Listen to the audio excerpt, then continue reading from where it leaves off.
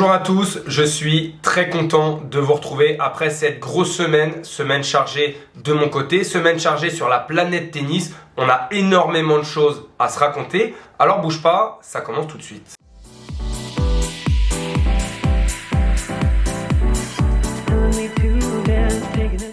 Et on est obligé de commencer avec le retour, le brillant Stefanos Tsitsipas. Oui, le grec, ça y est, brise la malédiction des ATP 500. Il remporte enfin un tournoi dans cette catégorie après 11 échecs en finale. On va en reparler après. Mais en tout cas, on a retrouvé un grec plein de confiance, évidemment. On va commencer tout de suite par parler de son revers parce que à un moment, il y a un truc qui m'a quand même assez fait rigoler, c'est cette vidéo que je vais tout de suite stopper avant qu'on me supprime ma vidéo, c'est que Tennis TV a carrément fait une compile des revers de Tsitsipas lors de son match face à Griekspoor et franchement, pour moi, ça c'est avec des guillemets, évidemment, c'est un peu de l'humour, mais c'est un manque de respect énorme envers le Steph parce que on n'arrête pas de se moquer à tort et à travers de son revers qui, certes, est moins bon peut-être que d'autres revers sur le circuit, mais quand même, le revers de Tsitsipas reste quand même un très bon coup. C'est un joueur de très haut niveau, c'est un joueur qui est dans le top 10 depuis plusieurs années. Alors oui, son revers n'est pas du même standing que son coup droit, j'ai envie de dire. Son coup droit est peut-être un des meilleurs du circuit, top 3, top 5, ça se discute. En tout cas, moi, c'est un de mes coups droits préférés. Mais évidemment qu'on ne peut pas comparer ces deux coups. Et là, de faire une compilation comme ça des revers de Tsitsipas, ça veut vraiment dire, entre guillemets, moi, c'est comme ça que je l'ai pris. Le garçon ne fait ne fait jamais de bons revers qu'on va lui en faire une compilation. Peut-être que vous ne l'avez pas pris comme ça. Mais pour moi, c'est vraiment en mode, voilà, Tsitsipas, il a vraiment un revers pourri. Ah, ça y est, dans ce match-là, il a fait des bons revers et la compilation elle dure 1 minute, il y a 6-7 bons revers dans la compilation. A contrario, je me rappelle, on avait parlé ici de la compilation des coups gagnants de Fonseca.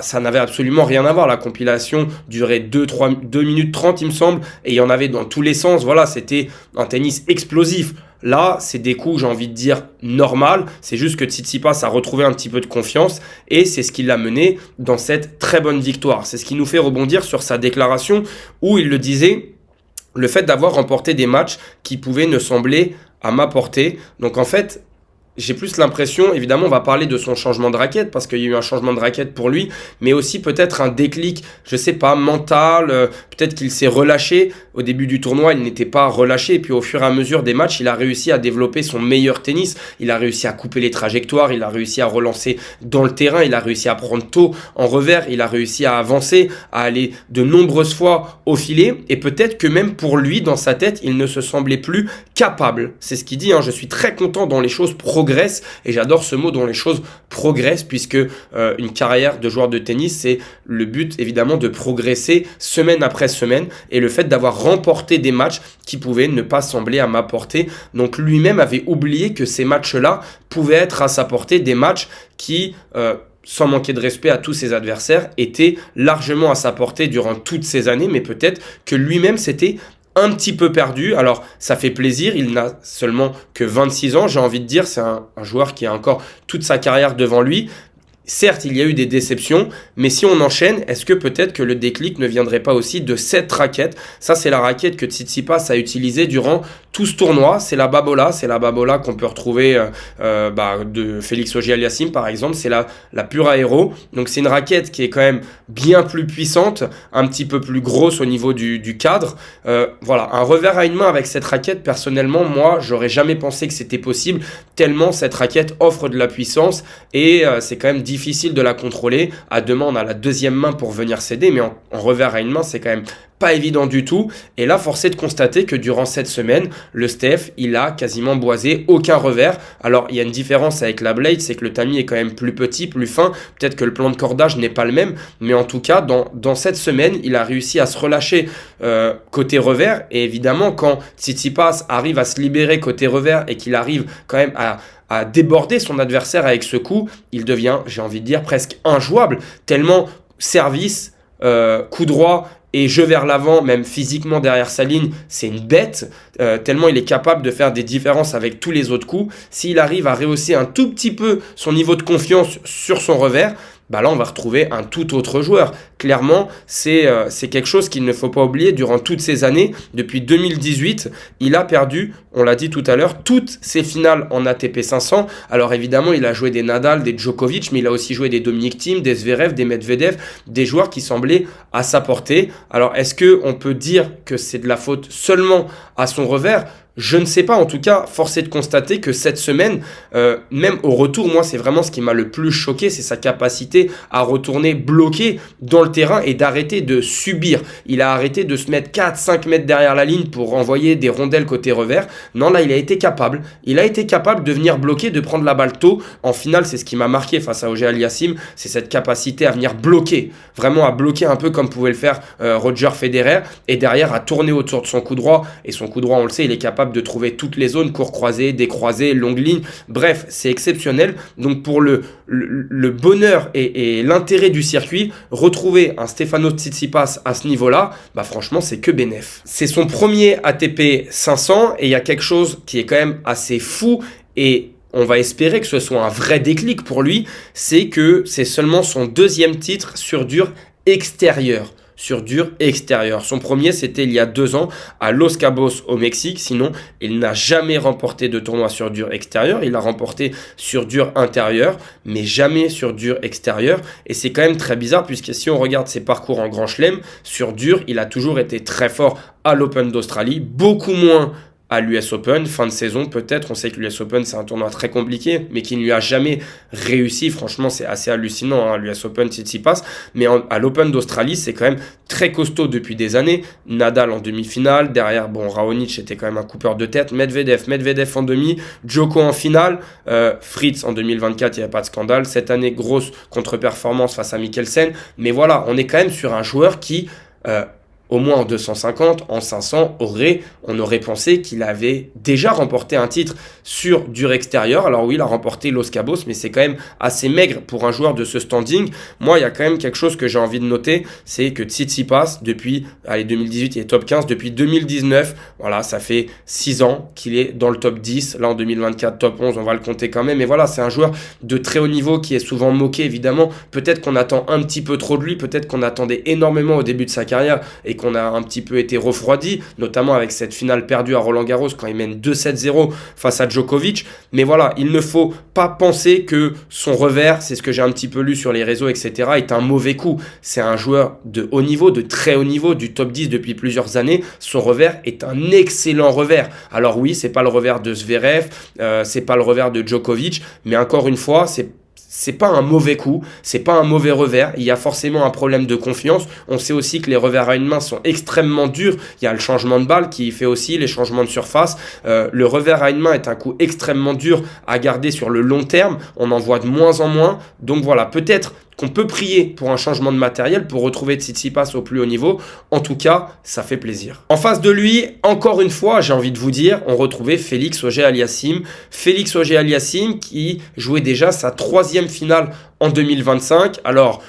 bon, on va prendre un petit peu de recul sur son tournoi de Dubaï puisque c'est 3-7 face à Bublik, 3-7 face à Borges, 3-7 face à Cilic, même si Cilic fait un très bon tournoi en éliminant de Minor, 3-7 face à Quentin Halys qui lui aussi fait, je pense, le meilleur résultat de sa carrière et va se rapprocher, il me semble, si je dis pas de bêtises, du top 50, j'irai vérifier après, et puis derrière il prend 2 petits sets, clairement, face à Tsitsipas qui était largement meilleur, mais en tout cas, voilà, c'est pas pour lui enlever du crédit ou autre, parce que dans ces joueurs que j'ai cités, franchement, c'est tous des joueurs qui sont censés être largement abordables pour le Canadien. Il a fait son boulot, et c'est déjà sa 3e finale cette année, c'est assez hallucinant. On va regarder le classement à la race, il est tout simplement 3e à la race, derrière Sinner qui lui n'a joué qu'un seul tournoi, mais l'a remporté en Grand Chelem, Alexander Zverev qui se perd dans tous les tournois dans lesquels il va, on en reparlera peut-être après, et Félix Auger-Aliassime, voilà, qui fait son petit bonhomme de chemin, 3e à la race, on est sur 2 mois de compétition,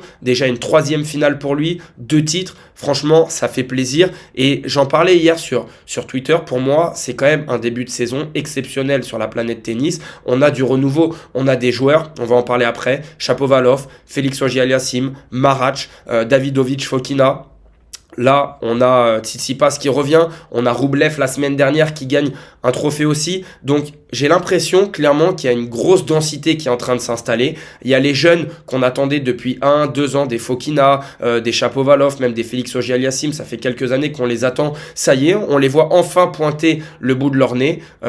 Sans être méchant aussi, l'année dernière, on s'est beaucoup focalisé sur la retraite de Rafael Nadal. Là, ça fait aussi un vent de fraîcheur de voir qu'on parle enfin de d'autres joueurs. Et c'est aussi tout l'intérêt de cette chaîne. Je vous l'ai déjà dit, le but, c'est de parler de tous les joueurs, de tous les tournois, parce que le tennis, c'est pas que Federer, c'est pas que Nadal qui prend sa retraite, c'est pas que Djokovic qui est en train peut-être de jouer sa dernière année. Non, non, le tennis a d'excellents joueurs, a d'excellents ambassadeurs.